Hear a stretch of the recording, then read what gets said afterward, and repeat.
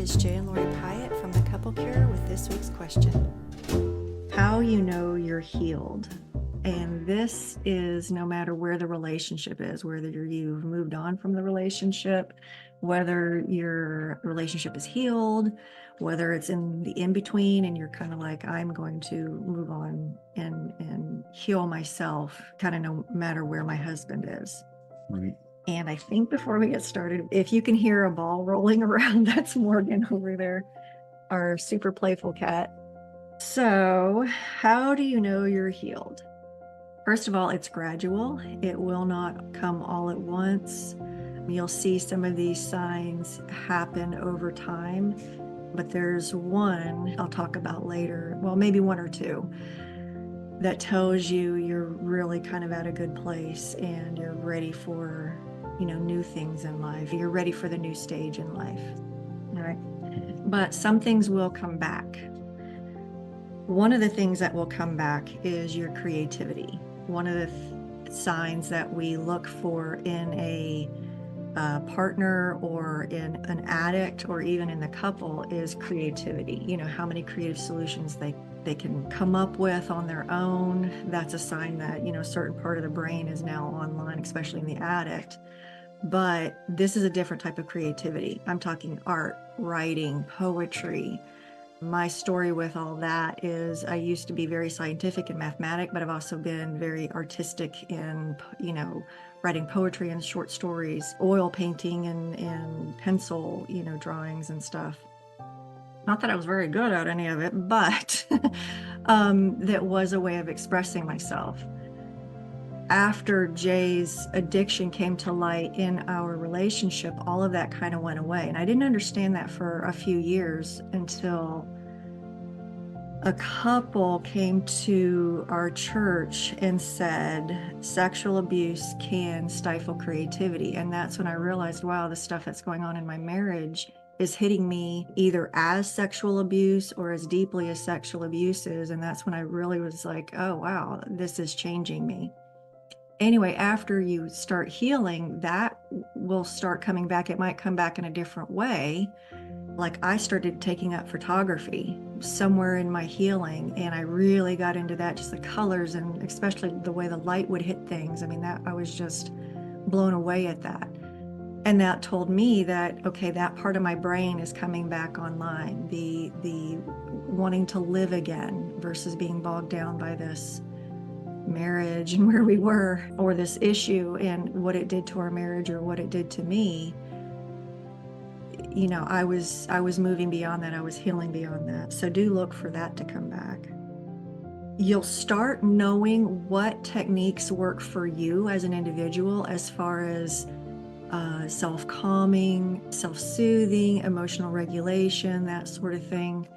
And you'll know that they work and you'll bring them out very quickly, especially after a trigger. All right. And hopefully you will do that enough even outside of a trigger that your nervous system can start healing to where you stop triggering as much. But we'll get to that in a minute.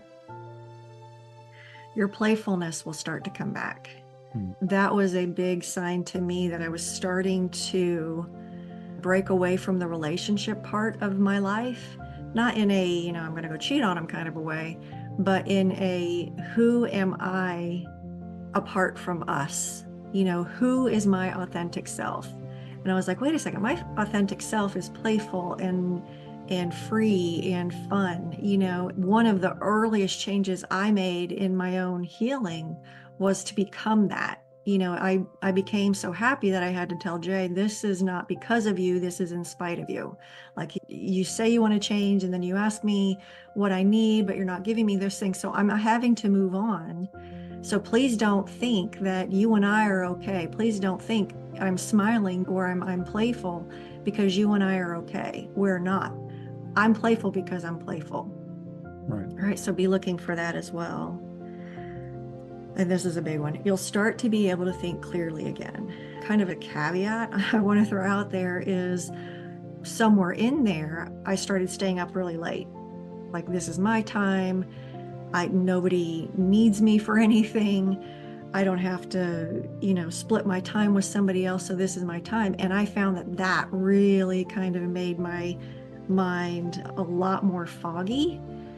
So if that's something you're doing, understand that can compound the problem. But I'm talking about just the normal mental fog that can come after trauma. When you start being able to think clearly again, that's an obvious sign that things are healing in your brain. Another sign will be technology will not scare you as much, will not shut you down as much. I thought it was just me, but after I met several clients that have the same tendencies, and if you can hear this kind of thing happening in the background, Morgan's trying to play with the TV. Yeah, she's trying to go through our TV with her paws. With me and my clients, some of my clients anyway, we'd have to do something on the computer, and it was just like we just lost all clear thinking. For me, it was almost like, here is my enemy. This is the thing that is almost taking me out, almost taking my marriage out, really trying to take my husband out. And I have to use this thing, and I have to figure out how it works, in order to put an app on, or even just creating a new password. So we went through years of that really kind of shutting me down, and it was almost like I just couldn't think straight anymore. So if this is an issue for you, your ability to work with technology, maybe your fear of technology will decrease greatly, and your ability to work with technology will come back. Another thing is, if you're anything like me, just general chores, even making dinner, shopping for a whole 2 weeks of groceries, all of that suddenly felt like a mountain in front of me, and I couldn't really do it anymore. And so Jay really took up a lot of the slack there. And slowly but surely, as I healed, I saw, like I can take on more things. I started to be able to multitask.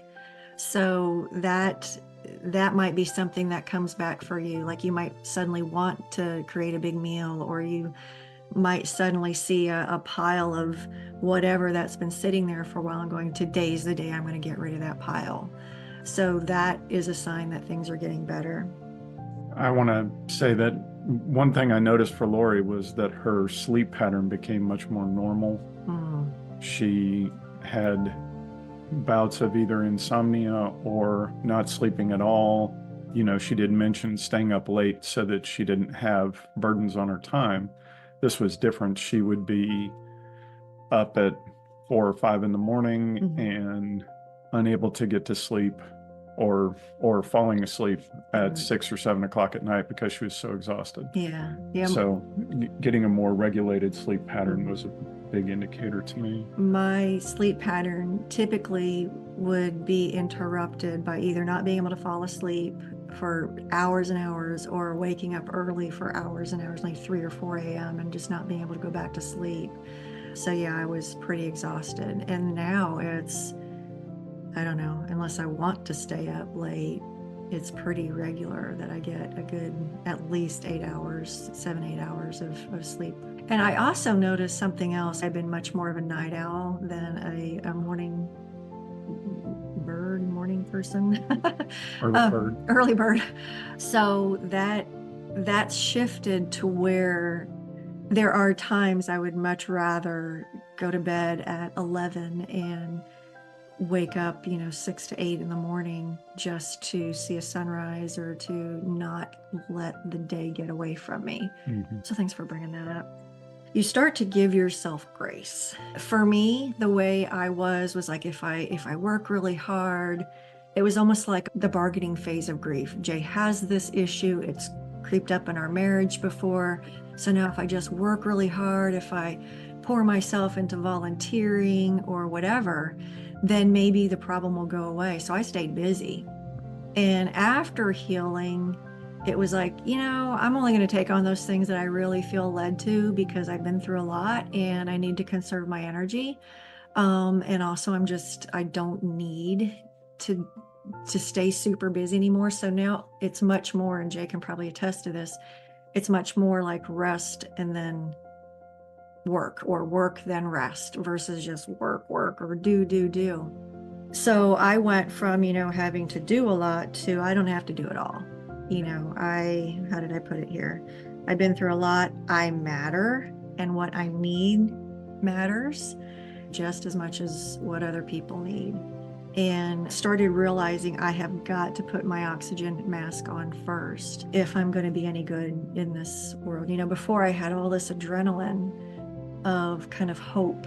I hope that this makes us better. I hope that this makes me better. And after that, I realized it's not how it works. And so I was able to just go, I need to keep this in balance, my work-life balance. There will not be a fake happiness or a manic-ness. I think that's probably what I did. I tried to kind of show up like I was happy, but I knew deep down inside I wasn't.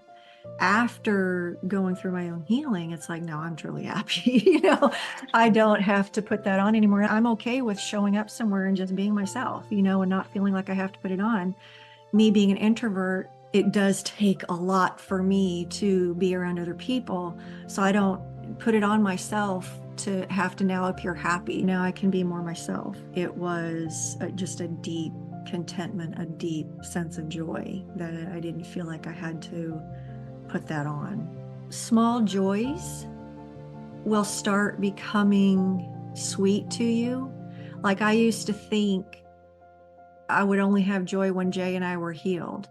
But even before we were healed, I would appreciate the small joys in life. I would appreciate walking out on a spring day and being brought to tears by the smells in the air, or seeing the flowers, or there for a long time. One of my joys throughout the day was like, what kind of salad dressing am I going to have on my salad? That's back when I ate salads every day, but that was, to jazz it up a little bit in my life, to add a little bit of joy in my life. Or what kind of coffee am I going to have? What kind of tea am I going to have?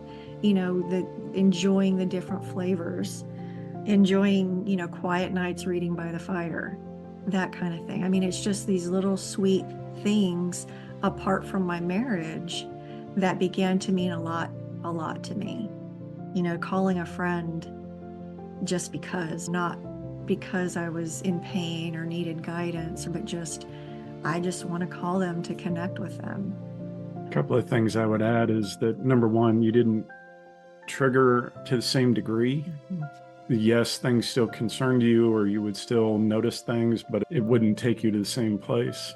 Mm-hmm. And then I think you began to pursue things that were like just the vacations, the little trips we've gone on, that were places you wanted to go and felt safe going to. And it was something, that either you planned for yourself or you invited me along, but it was more like you were ready to, like you were saying, enjoy life. You were ready to engage with things again, mm-hmm. and not as caught up in kind of the panic of what if this doesn't work? What if things fall apart? Mm-hmm. That kind of thing. It reminds me of a client I was just talking to yesterday. A friend had invited her out to lunch, and her old reaction was like, no, I can't. I have to stay home, just because it kind of felt unsafe going out. And then she was like, no. And she's from England. Well, I don't know if it's a cuss word there, so I won't say it, but she's from England. She said, no, darn it, I'm going to go out. I deserve to have a life. And that's where I was in those moments. And I'll ask you if you agree with me in a minute, but I know for me, it's rare that I trigger anymore. I would say, especially compared to the way it was before, it might be like, oh, wait, yeah, we're going to have to talk through that, or that we might be getting into a dangerous area here. But I don't have nearly the level of alarm that I used to. But I don't know, would you agree that I rarely trigger? Yeah, I would agree with that. If the bad ones were typically 8 to 10, the bad ones now, number one, they hardly ever happen, but we had a tornado come through 5 miles from us. It hit, one of them hit 5 miles from us this way, and one of them hit maybe 7 miles this way. And I was just like, okay, I have a plan, and grab the cats, grab this, grab that, and get down to a certain corner of the thing, and then just hang out. And while I had energy and while I had adrenaline, it wasn't like, it wasn't, I think the level of alarm I felt might have been like a level 3 or 4. So even threats to life and limb, when tornado warnings go off in your area, can become things that you can grab the adrenaline you need and carry out your plan in a clear-headed way, and then just wait out the storm.